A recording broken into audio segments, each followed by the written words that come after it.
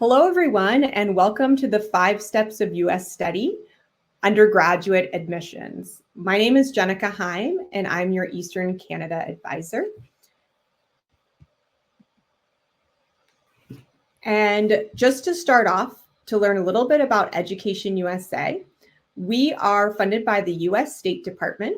There's a network of more than 400 advisors all over the world helping students to learn about studying in the United States. We offer accurate, comprehensive, and current information.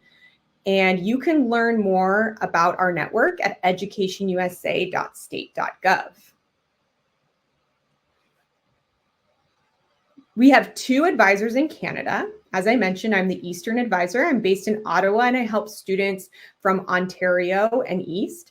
You can send me an email if you have questions at ottawa@educationusa.org. I'm joined by my colleague, Rachel, who's here with us today. She's going to pop on and say hello. Hello, everyone. My name is Rachel Liu. I'm the Education USA advisor based in Vancouver, BC, and I help support students in Western Canada, which is BC, Alberta, Manitoba, Saskatchewan. Nice to meet you, everyone. Thank you, Rachel. And Rachel's going to be helping out in the chat today. We have a lot of people on the session, which is awesome. And if you have questions along the way, please feel free to use the Q&A function to ask your questions. And we will do a bit of a Q&A at the end, or Rachel will also answer some of those questions for you in that Q&A area. Education USA is a free advising service. We offer one-on-one advising with students, as well as a lot of great resources. We also go to in-person events, so look out for us in an event near you. The upcoming Study and Go Abroad Fair, happening in 5 cities across Canada, is October 17 through 27, and we'll have a booth at each of those events. So go ahead and check out the event in your city, and you can come meet us in person, as well as other in-person events that might happen in Vancouver and in Ottawa and beyond. I'm going to be traveling to Toronto and Montreal this upcoming fall.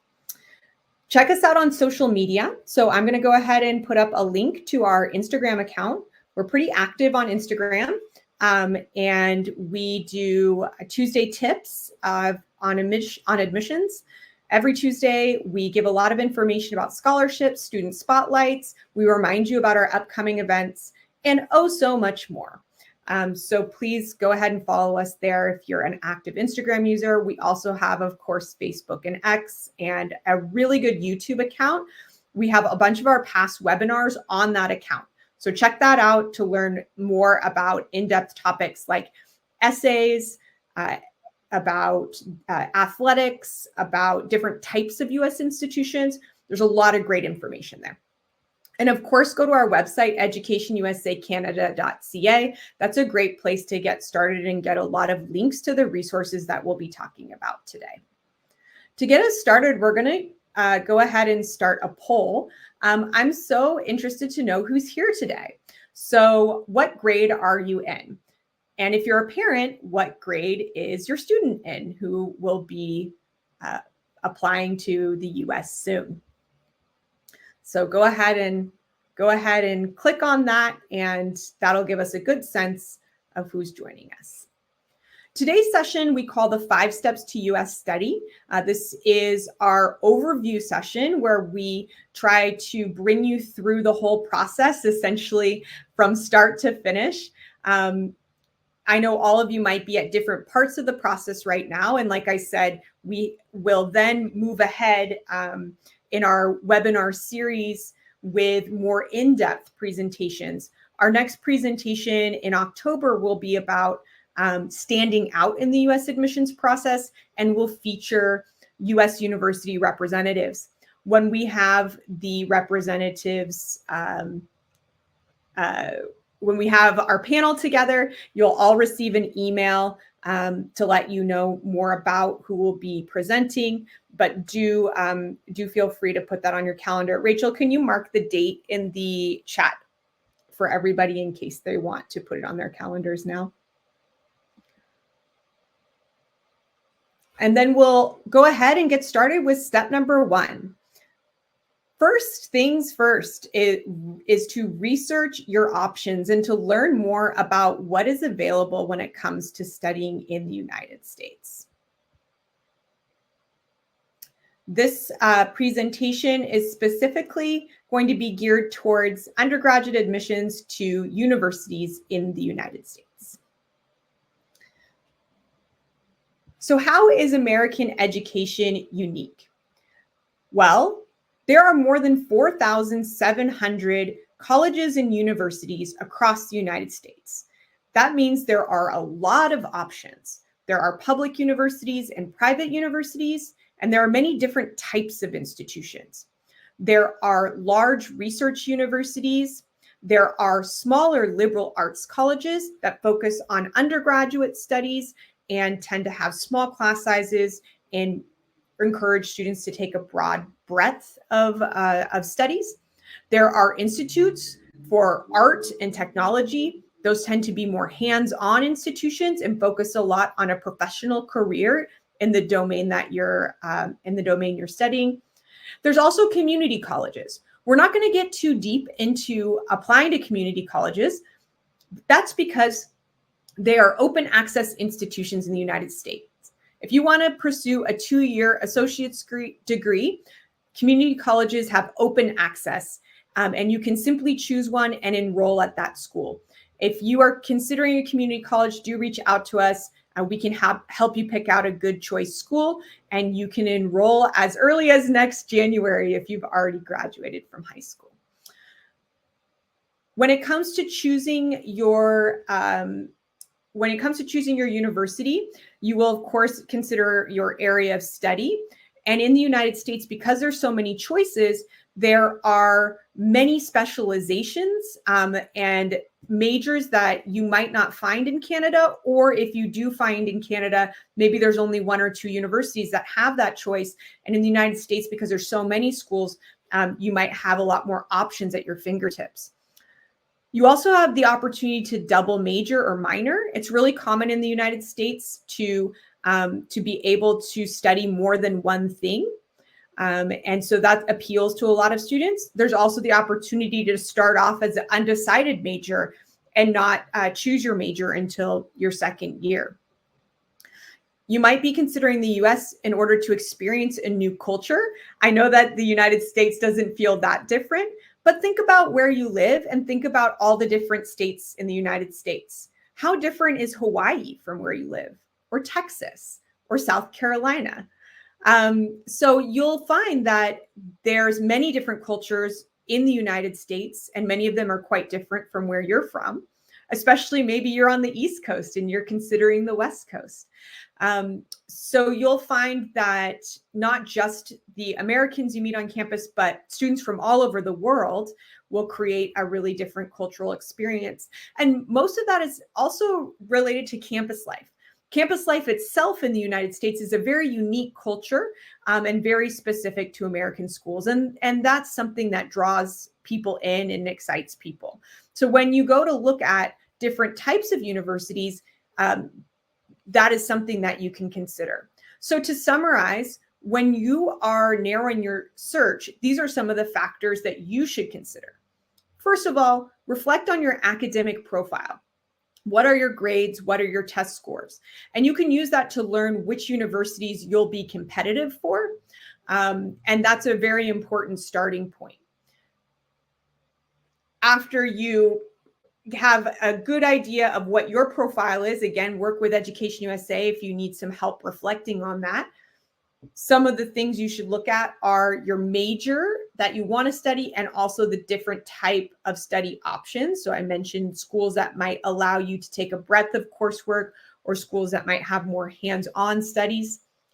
The location, that might help you narrow your search. Do you want to be a certain distance from home? Are there certain states that you might want to live in? The size of the campus. In the United States, there are very large campuses all the way down to very, very small campuses. There's a lot of a variety of choice here. So that can help you make a choice if you, for example, really would like to have a small school. The type of institution I mentioned on the previous slide. And on top of the type of institution, you can also consider if there's a specialized focus you're interested in. The United States has gender-only institutions. So if you're looking at a women's college, there's more than 30 women's colleges in the United States. And I think there's about 5 men's colleges. There are historically Black colleges and universities in the United States, and there's tribal colleges and universities. So there's a lot of different options that have specialized focus based on gender or your ethnic background. Financial aid. This is very important, and we're going to talk about it in an upcoming slide. But if it's something that you need, it needs to be considered during the search process. And as I mentioned, consider what your ideal campus life would be like so that you can find good fit institutions that make sense for you, and potentially the nearby activities or opportunities available in the city or town where you would be living. One of my favorite search engines is through the College Board. You might be familiar with College Board if you've already done some research on the SAT, or maybe you've taken the SAT. They have a really great search engine. And I would recommend, as you're reflecting on what you would like to have for your studies, make 2 columns. Make a must-haves list. Must-haves are sometimes things like a major that you want to study. You won't negotiate on that. That's a thing that you must have. Or it might be a location. Perhaps you don't want to be too far from home, and that's a must-have for you. Everybody's must-haves are different. So make a list of those things, and then make a list of the things you're a little more flexible on. What are the things you might want to have out of your studies, but you are okay? Some people are flexible on location. Some people are flexible even on major if they're not sure what they want to study, right? So everybody's different on what lands in each column. Work with your guidance counselor at your school, as well as your EducationUSA advisor. Make sure you review the websites of each university you're interested in, and check out their social media accounts to learn more about the individual schools. And then sign up for the university list of any schools that you're interested in, and go to their virtual events to demonstrate your interest in the school and really to learn more about their offerings. Make sure you're using all the official resources through the universities you're interested in, and not just third-party websites where you're getting people's opinions about those institutions.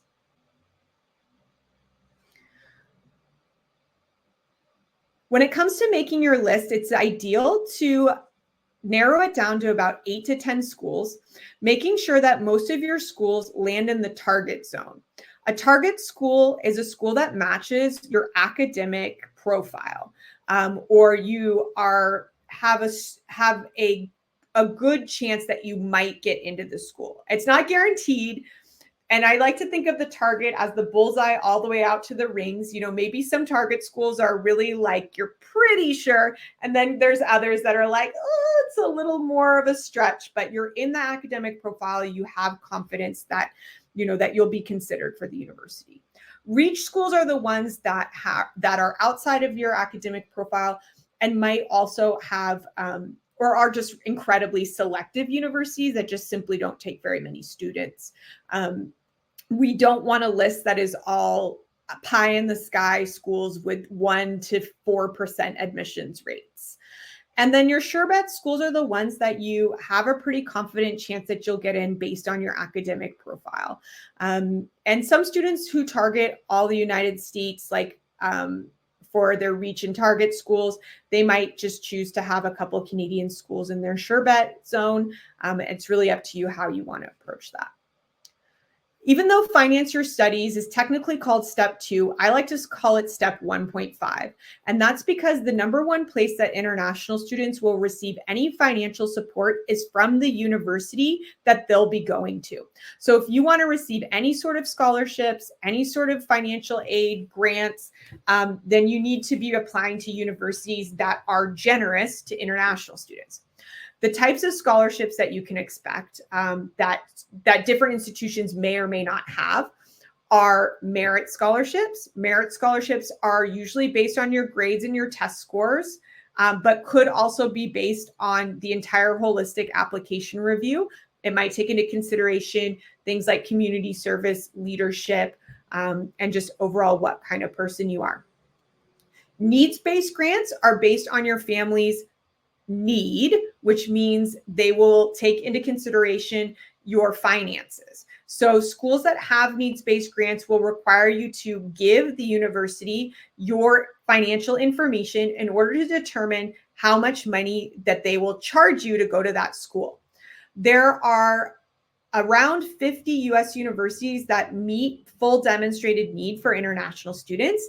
That means that if you get into that school, they will charge you what they believe you can afford.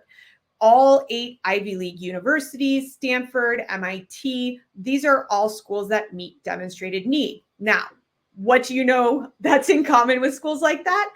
They're all very, very selective universities. You'll find that these highly generous schools, particularly to low-income students, are also quite difficult to get into. Sometimes you'll see the words work study. If you're getting a high needs-based aid package, you might be expected to work for some of that money that goes towards your needs-based aid. If you're an athlete, then there are athletic scholarships available at some universities. We'll have some upcoming slides where I will speak more to that. And if you're a performing or fine arts student, you may be able to get a scholarship for your talent. Besides university financial aid, there is potential that the provincial government could provide some loans and scholarships to you. So like, for example, if you're in Ontario, that would be OSAP. But if you're from another province, they all have different aid systems. In BC, it's called Student Aid BC. In Alberta, it's called Alberta Student Aid, et cetera, et cetera.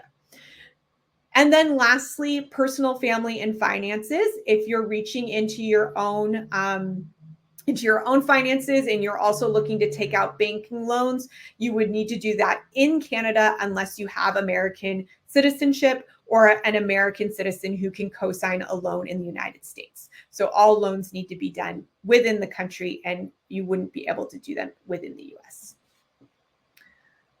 I'm sure most of you are really here for step number 3, where we talk about the application procedure. So in this step, we're going to talk about what you need to do when you apply to US schools. We're also going to talk a bit about the timeline. So I'm going to jump back to the poll really quickly, and I can see that about 30% of the students here are in grade 12, which means that 70% are joining us from other grades. So we have a lot of students and families who are looking ahead, which is really, really great. I'm also curious if you know what universities you might want to apply to. So I'm going to go ahead and start polling, especially for my grade 12 students. You might already have a list of schools you're considering. So please let me know if you have some ideas. I also want to take a moment just to flag that in the area where the chat is, there's something called the handout section, and you will see that there are some checklists for helping you through the different stages of the 5 steps, as well as more in-depth information about financing your studies, and also an athletic checklist. I see we have a lot of questions coming through, and I'm going to do my best to get to as many as I can at the end. Rachel's helping a lot of people out in the chat as well. When it comes to applying to US universities, you will do this during your grade 12 year. Like I said, we'll talk about the timeline here after we go over the requirements. Every university will require you to complete an application, and you will need to pay a fee. Many schools use the Common Application, and that's located at commonapp.org. They have more than 1,000 member schools. But if you remember what I said earlier, there's more than 4,700 colleges and universities in the United States, which means you might end up filling out more than one application depending on what schools you choose to apply to. University of California, MIT, Georgetown are just a few examples of schools that have their own application system. Even the state of Texas has their own application called Apply Texas. So if you're targeting just Texas schools, you might choose to fill out that application. The application fees typically range from $30 to $100 US. However, there are some schools that are free to apply to. And if you're from a low-income family, you can request a fee waiver from schools in order to have the application fee waived, meaning you would not have to pay it. Every university will need your transcripts from grade 9 until the time you apply. If you're from Quebec, that is typically Sec 3, secondary 3, or if you are currently in your second year of CEGEP, that could be essentially the last 3 years of study. So Sec 4, 5, and CEGEP 1 are usually sufficient. So if you've changed schools at any time, official transcripts will be needed from all the schools that you have studied at. If you are in a province where grade 9 is part of middle school, so like Alberta, you will need to get your middle school grades or junior high grades and have those sent alongside your high school records. If your high school, or if your school that you go to is not an English speaking school, or you went to a previous school that wasn't primarily English speaking, you will need a translation of your transcripts. An English teacher at your school can do that. If they are not available to do so, you will need an official translation. Your current counselor will need to be the one who's in charge of uploading all of your transcripts. You cannot add more than one guidance counselor to the common application. Every school will have a standardized test policy. At this point, about 2/3 of US universities are test optional when it comes to the SAT or ACT. Any school that's test optional means that you don't necessarily need to give one of these standardized tests to the institution in order to apply. However, there's still 1/3 of schools in the United States that do require an SAT or ACT, and more are bringing them back. So if you're in grade 9 through 11, you should probably consider taking an SAT or ACT during your grade 11 year, since that's the targeted level of study for these exams, in order to keep all of your options open. If you're in grade 12 right now and you haven't taken a test and you don't want to, that's okay. There's still plenty of schools that you can apply to that won't require a score. If your first language is not English, you will need to provide a TOEFL, IELTS, or Duolingo English language score. If you took all of your high school in English, then you might not need to submit one of these scores. You need to look at the English proficiency test policy for each individual university to see whether or not you'll need to take it. Some of them say any person from Canada doesn't need to take it, while others will say any person from Canada except for Quebec need to take it, while others might say as long as you've done your last 3 years in English, you don't need to take it. So it's different policies school to school. So do make sure to review it if that might apply to you. So this first slide represents the requirements that you will definitely encounter on each university, at each US university. And also when it comes to community colleges that I mentioned previously, they too would need an application, a fee, transcripts, no SAT or ACT, but they would need an English proficiency test if that's relevant to you. Now, when we get to the next slide, this is where we talk about the holistic review that many US universities use. This is very common at more selective universities in the United States. And it's what people commonly think about when they think about applying to US schools, all the additional things that you need to do that are not as common to Canadian universities. So when it comes to applying to the US, the Common Application does have an area where you'll include an activities list, and your extracurricular profile and the activities that you include are important to describing what you do outside of your time in school. You will get recommendation letters, typically one from a guidance counselor and either 1 or 2 from teachers, and then potentially other people can provide you letters depending on if it's relevant to you. So some schools will allow optional additional letters where you could have, like if you work, your supervisor could provide a letter. If you volunteer, somebody who you work with in your volunteer work could provide a letter. I've seen students who've worked with professors on research and they've provided a letter.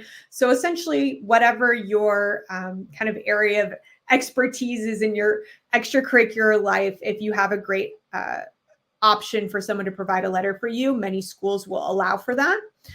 Some universities don't need letters at all and won't accept them, right? So everything on this slide are things that kind of schools may or may not require. Essays and writing supplements. The main personal essay on the common application is an essay of up to 650 words. Many applications have something similar, anywhere between 500 to 700 words, where you write a personal narrative, where you talk a bit more about who you are, where you come from, what's important to you. This is an opportunity to use your voice to let the admissions committee know more about who you are. And then the more selective institutions will have university-specific supplements. They'll ask things like, why do you want to go to this university? Why do you want to study the major that you're pursuing? What is the food truck that you would own? And I know that sounds like a silly question. Sometimes they can be a little bit off the beaten track. But the goal of these supplements is really to get to know you better and to get to know your motivation, particularly when it comes to studying at that university. These supplements can take a lot of time because you do need to put some thought and energy into them. And if you can't answer, why do I want to go to this school? Then that's pretty important to be doing some reflection on why you're applying to that university. There's other items that could be required of you or could be optional. For example, an interview. Some schools have optional interviews with an alumni or potentially an admissions officer. Sometimes they're required depending on the program you're applying to. If you are a scientist, there is often the option to upload a research abstract if you're doing your own novel research, or if you are a budding engineer and you like to tinker and make things in your garage, then some schools allow you to create a maker profile to talk more about what you've been doing. Some universities require a graded paper. And as you can see here on this slide, this picture here is the Rice box assignment where they have students upload a picture that's meaningful to them. And so here you can see the picture that this particular student chose to upload. So every school might have a different assignment like this. And honestly, more and more schools are requiring some sort of short video from students. So that used to be Brown did it. But I'm seeing, I was looking at some more admissions stuff for schools this year. I'm seeing a few more schools that are taking on the video. So I think that's going to be a new trend where you might need to do these 2-minute introductory videos for some schools. If you're a student in the arts and you're planning on pursuing a Bachelor of Fine Arts or a Bachelor of Music, for example, these are professional degrees, then your application will be highly predicated on your success in your audition or portfolio.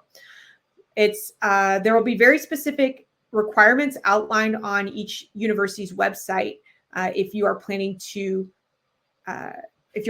pursue a BFA. So it's very important to look through what those either audition or portfolio requirements are. Alongside the if it's performing arts, usually it's a video that you need to submit. And if it's fine arts, it would be a portfolio of images you've created. Alongside that, you usually have to also have an artist statement. And that's where you really talk about why you want to be an artist and what your point of view is. You might need an additional recommendation letter from an arts teacher. And you'll find that there will be additional resources you might need to access. For example, portfolios are uploaded through something called Slide Room, and auditions will have potentially a pre-screening that requires an earlier deadline. And in some cases, maybe even in-person auditions. If you're an art student, just know that your timeline tends to be quite a bit earlier. You definitely need to be starting thinking about this in your grade 11 year and preparing during the summer between grade 11 and grade 12. Let's jump into the timeline now. So for the grade 9 and 10 folks who are here today, here's a little bit of advice. Set yourself up for success. By that, I mean both academically and extracurricularly. So academically, making sure that you're getting good grades, because GPAs are created oftentimes from your full high school record. So concentrating on your academics early is important, and knowing that grade 11 in particular is a really important academic year for US universities. So setting good groundwork so that you can take more challenging coursework by the time you're in grade 11. If you have APs or IBs or other curriculum like that available at your school, I do recommend pushing yourself. If you are looking for highly selective universities, you need to show that you are doing well academically in tough classes. Start exploring your post-secondary options by going to fairs, going to EducationUSA online events. Just start looking around. No list should be finalized as early as grade 9 or 10, but you can definitely start poking around and just really listening, asking questions and listening, and really seeing what's out there and what could be a good match for you. Grade 11, plan to take an SAT or ACT. As I mentioned, these exams are geared towards the grade 11 student. The highest math in there is going to be functions, which is a typical grade 11 math level. So you should prepare for and take a test. Also gives you plenty of time to take it again if you need to, or if you go to a test, look at test optional schools, then you don't need it. Take on leadership roles, independent projects, research, academic competitions, and/or community service.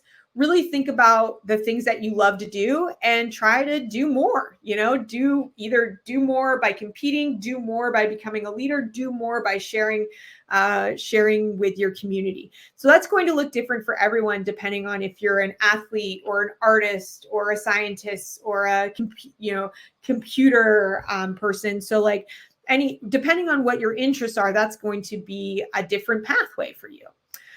Make sure you take challenging but achievable coursework. I like to say that because you can't take all the hardest classes, because at some point you're going to max out and you won't be able to get good grades in all of them. For example, APs, you can't take 7 APs at one time. That is impossible.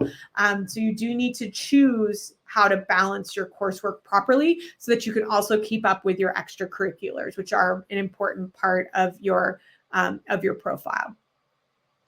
Make sure that in grade 11, you're not only attending college fairs, but if you can, go on campus tours, get on campuses and really start to explore and see what they're like and see what's for you.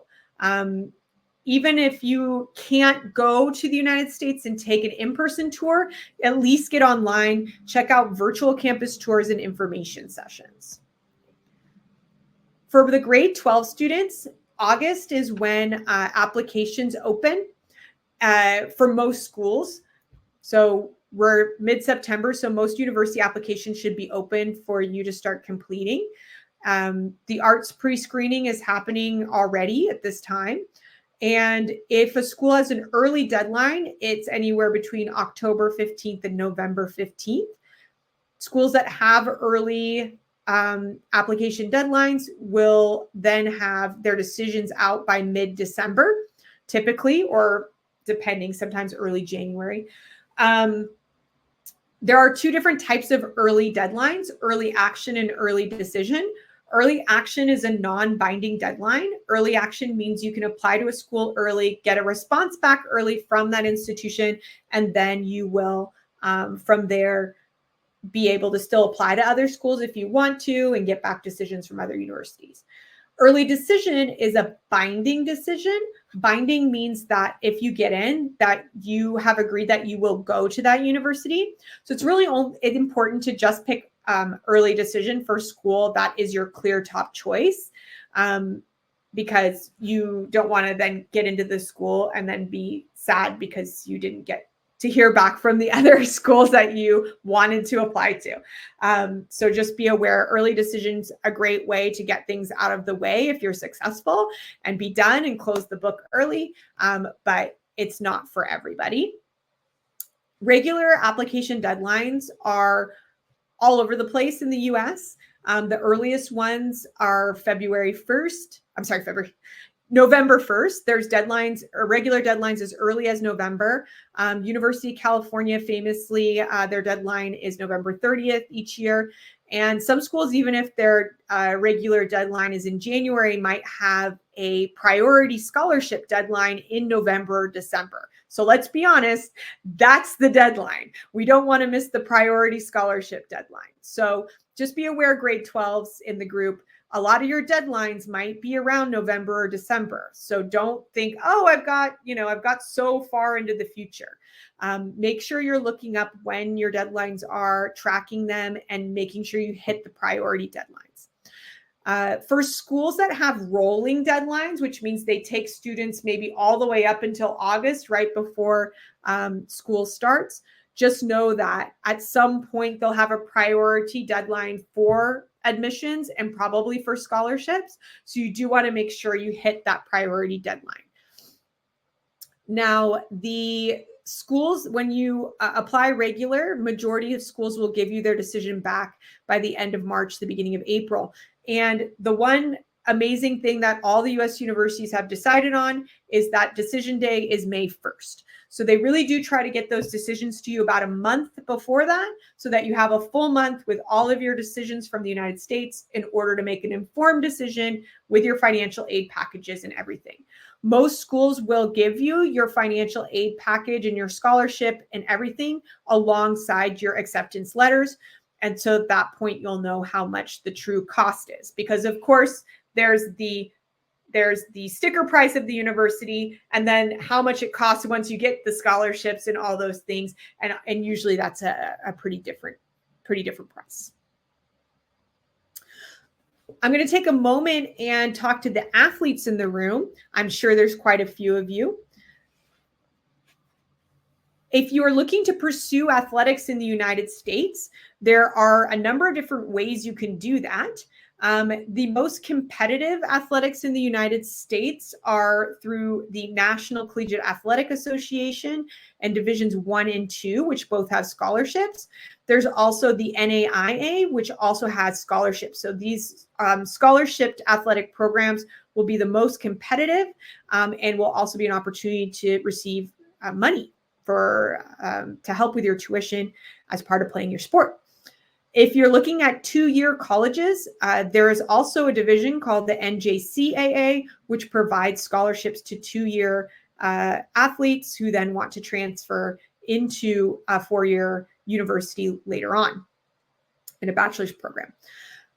You can also play your sport without an athletic scholarship. So if you're someone who loves sports and wants to keep competing, you can do so. And you could do so in NCAA Division III, which really varies in competitive level. For something like hockey, it's a pretty high competition level because there's so few hockey teams. But for a lot of sports, it's a way to keep competitive and really enjoy playing. There's also club sports. Club sports are a way to stay competitive, wear the jersey of your school, and get out there and compete against other schools. So I highly recommend in the US the opportunity to play sports. If you enjoy it, you can play club sports and keep having a really good time. Practice a couple times a week, play against the other local universities, and or if you're a highly competitive elite athlete, you can play in Division I and alongside people who are potentially going to become professionals or Olympians in their sport. So there's all different levels of participation. If you are looking to be eligible to compete in the NCAA, do take a look at the ncaa.org to learn more about the eligibility requirements. You will need the 16 core courses, which are outlined here. These are throughout your full 4 years of study. For the students from Quebec, this includes anything from secondary 3 up until the time you graduate from Cégep or grade 12 if you choose to do that instead. You need at least a 2.3 out of 4.0 average in order to be eligible to play sports. But of course, the better you can do with your grades, the more opportunities you will have. Not every coach is able to recruit an athlete who's just maintaining the eligibility level of 2.3. For the more competitive academic universities, they will want you to have a more competitive grade point average. Particularly as an international student, the better your grades, the more likelihood that you will be able to be recruited. when it comes to the actual recruitment process, you do need to reach out to coaches directly to demonstrate your interest and to see if they're interested in recruiting you. And do note that besides academic eligibility, there is amateurism. You need to make sure you maintain amateur status in your sport. And again, go to the ncaa.org to learn more about what that is and how you can maintain that status. That was all step 3. Step 3 is a pretty intensive step. As we move on to step number 4, this is actually one of the easiest steps if you're a Canadian citizen. So, do you need to apply for a visa? If you are a Canadian citizen, you do not need to apply for a visa to study in the United States. Canadian citizens are international students. You will get the same document as all other international students. It's called the I-20. But once you receive that document, you just need that in your Canadian passport when you cross the border. You never go to the embassy or the consulate and have a visa appointment. So that's a really nice, straightforward process for Canadians. Of course, if you're an American citizen, you just cross the border with your American passport. If you're a Canadian PR or international student, you will need to make a visa appointment. There are 7 consulates across Canada where you can make an appointment. And luckily, because the Canadian citizens don't need to make appointments, it can tend to be not too challenging to get one of those appointments. Lastly, step 5, EducationUSA is with you all through this process. When you get into the school of your dreams and are ready for those next steps, we do a pre-departure orientation each June where we walk students through the paperwork they need and all the things they should be doing to prepare and go to the United States. We have that recorded on our YouTube channel as well. So if you're someone who likes to plan really far ahead, you can watch the video from last year to learn more about that final step. I've seen that there's been a lot of questions coming through in the chat. It's been very, very active. So we still have plenty of time to take on those questions now. Here is our email addresses. You can reach out to me directly at ottawa@educationusa.org and to Rachel at vancouver@educationusa.org. And of course, you can follow us on our various channels there. We will be following up with all of you with our upcoming webinar series, with with things that are happening on our social media, and of course, where we'll be in person. So if you did say that you wanted to join our list, you will find out more about those things through our email outreach.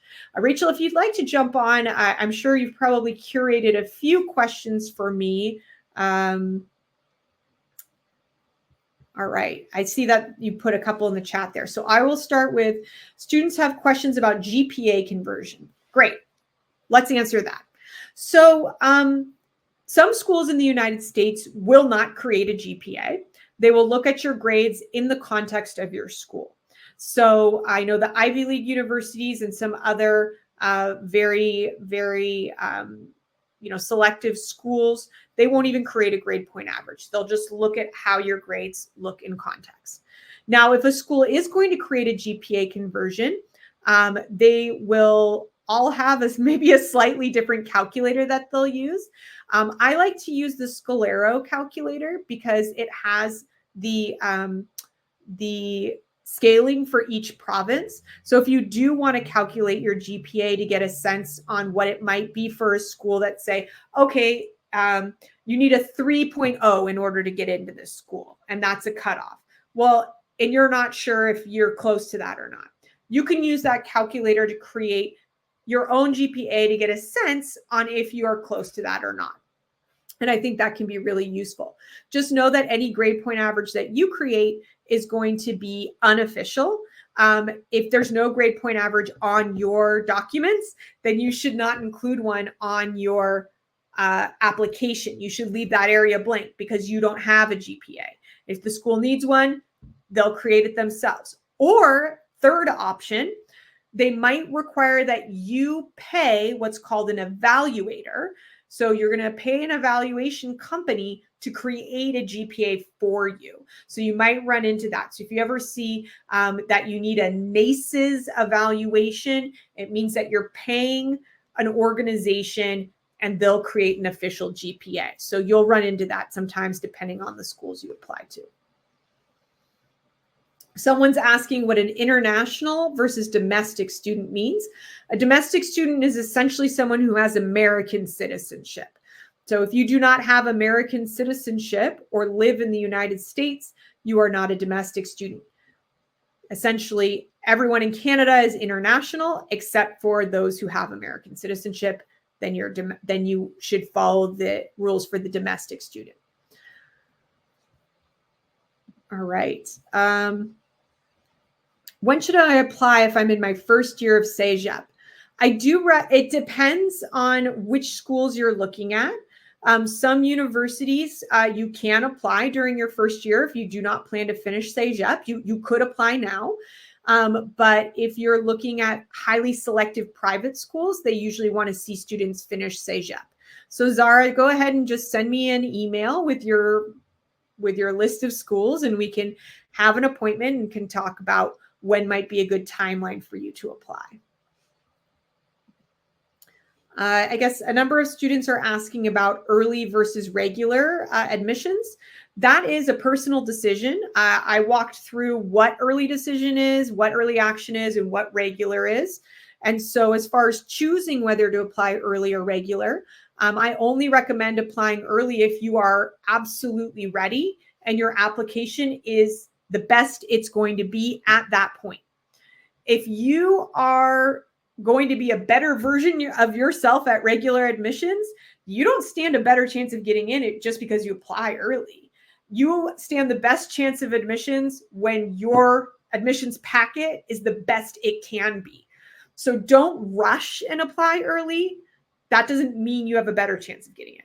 Okay. Think about it as you're in competition against yourself there. Now, some schools with early decision, it can give you an edge in the admissions process because you are making that binding choice. So again, consult with me or with Rachel to learn more about if early decision makes sense for you with the schools you're looking at, with your profile, and with how ready you are to apply. I would say any student that's looking at early should already be pretty much done with their essay. They should have already asked all their letters of recommendation. They should be polishing their supplements. Like essentially, if you're looking to apply early, you should be well on your way to being complete with your application at this moment. If you're just getting started, you're not ready for early. It's due in 5 weeks. It's quicker than you think.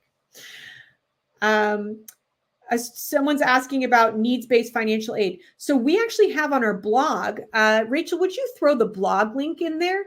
We have a blog that has the financial aid information for the top 150 most selective universities in the US. It includes a lot that have needs-based financial aid. So I would highly recommend that you take a look at that blog, and that's going to help you learn a little bit more about the aid policies of a lot of the most popular schools that students choose to apply to. We've got a question about standardized testing policies. So I mentioned previously that about 2/3 of universities are still test optional, although some are choosing to bring back standardized tests for next year.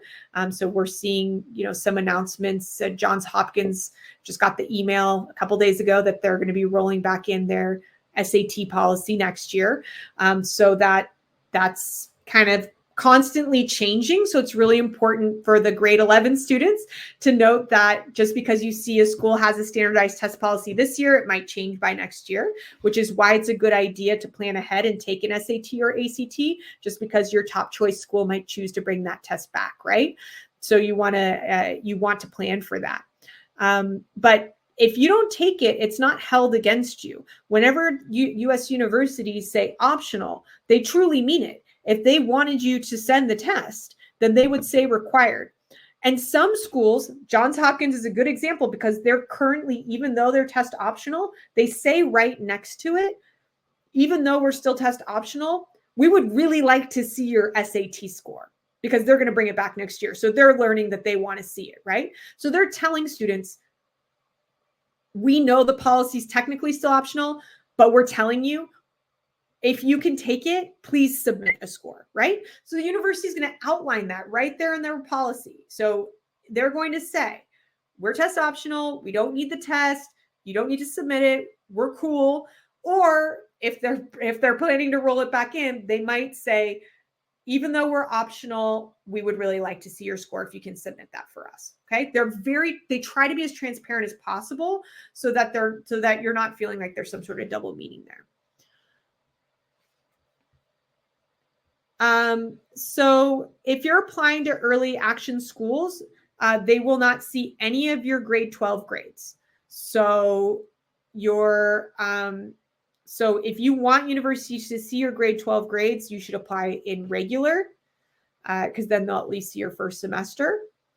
And they'll only see your SAT score if you get it in on time. So if you apply for November 1st, you better have taken the October SAT. Any SAT scores after that, they will not see. Do I think that a grade 10 student should take the PSAT?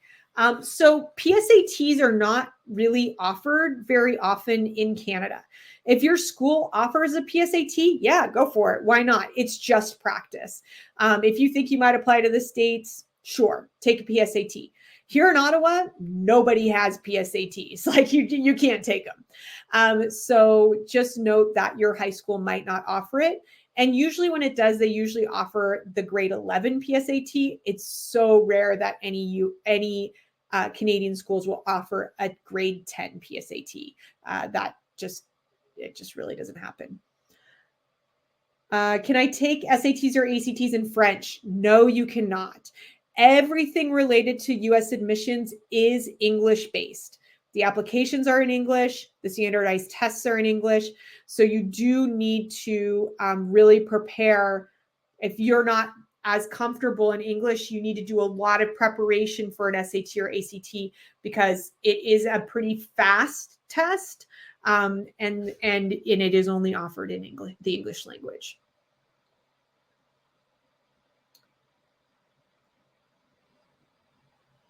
Can I take an SAT in Ontario? Absolutely. So to take an SAT, you go to collegeboard.org and you can find local options for SAT tests, and ACT.org for the ACT exam. You can take either one. It just depends on where you live. Some places, if you live in Saskatchewan, there's like so many ACT options. If you live in Ottawa, there's only SAT here. So it's different regionally of what's available. And if you live in Toronto, you can take either. There's both available. So that's up to you. What's better to get into a US university? AP classes or a high SAT score? 100% APs. Because an AP is a class you take over an entire year. If you're getting good grades in an AP class and then you do well on an AP test, that's a culmination of an entire year of study. And an AP is university level material. If you do well in an AP class, you can test out of that material in university. So this is high level material that shows that you are ready for university in that area of study. The SAT is grade 11 level of study. It shows that that you've been successful at that stage, and hopefully projects how you might perform in university. But overall, APs are much more meaningful than an SAT score. An AP class is an advanced placement class. Some Canadian high schools have them, but not all. And if your school doesn't have APs, you don't have to go out and take them on your own. You are judged, evaluated. That's a better word. You're evaluated on what's available at your school, not on things that aren't at your school. So just note that you don't have to go pay for advanced placement coursework outside of your campus.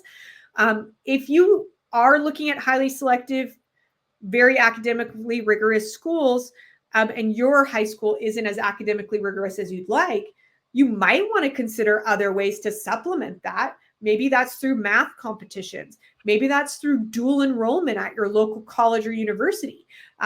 Maybe that's through some other extracurriculars or clubs at your school that help push your academics a little further. So that's up to you on how you want to engage in academics in a way to help show your academic curiosity and interest at those more rigorous universities. Now, remember, there's a huge range of universities with all different types of admission statistics. And so there's going to be one that fits who you are. If you have a B- average, there's a US university for you. If you have a A- average, there's a university for you.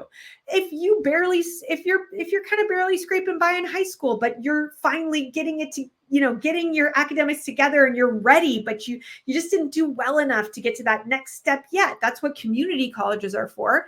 You can go there and then transfer to a university. So there's a step for everyone depending on where you're at and where you want to be. All right. So do you have any academic awards or program recommendations that will increase your admissions chances? No, not specifically, because every province has different opportunities, and there's not necessarily one that's better than others. I know there's some really great summer programs out there, like, a lot of Canadian students do SHAD or maybe do some of the selective programs that universities like Waterloo offer students. We have one through the U.S. Embassy called the Youth Ambassadors Program. That's a great summer program. So anything like that is a great opportunity, but you could also have a summer job. You could also do a lot with volunteering in your community. So there's no one right way to be successful in U.S. admissions, and you don't have to only have competitive, like a competitive academic club to get into a U.S. school. Is volunteer work looked highly upon? Absolutely, yes. U.S. universities love to see when students give back to their community, and really think of community service not just as volunteering your time, because you can volunteer your time for a lot of things that are maybe not that interesting to you. Sometimes students are just getting their hours.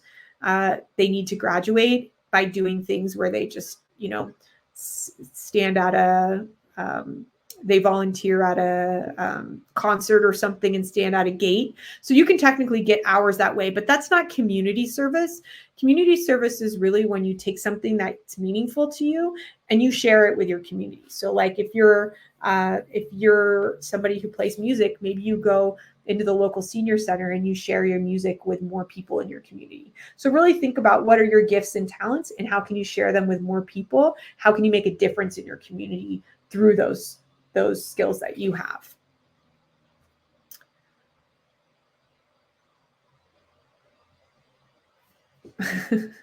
There's a lot of questions coming through very, very quickly.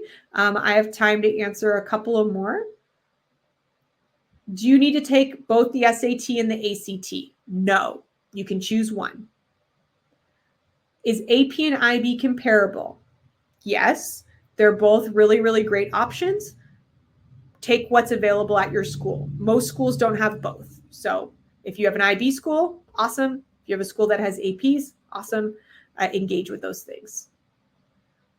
Working in the United States. So as a student, you can only work up to 20 hours on campus only. So you cannot work off campus. This is very, very important. You cannot receive an additional work permit to work off campus. So if you do plan on working, just note that your opportunities will be on campus, which usually there's plentiful opportunities in on-campus jobs. You can work in a bookstore. You could be an administrative assistant. You can work in food services. There's a lot of different things you can do in an on-campus job. And potentially, if you're part of a, say, if you're an engineering major or at a school that has co-op opportunities, that's when you can have essentially a paid opportunity off campus. So if that's interesting to you, really look into what universities have co-ops, because then that gives you that hands-on job experience, and typically it's a paid work experience. You can only do internships if they're part of your degree. It's something called curricular practical training time. So if you're part of a degree that has required internships, you are able to do those off campus. If your degree does not require an internship, unfortunately, you cannot do that off campus. You could only engage in an internship that was available on campus. And that internship can be paid or unpaid.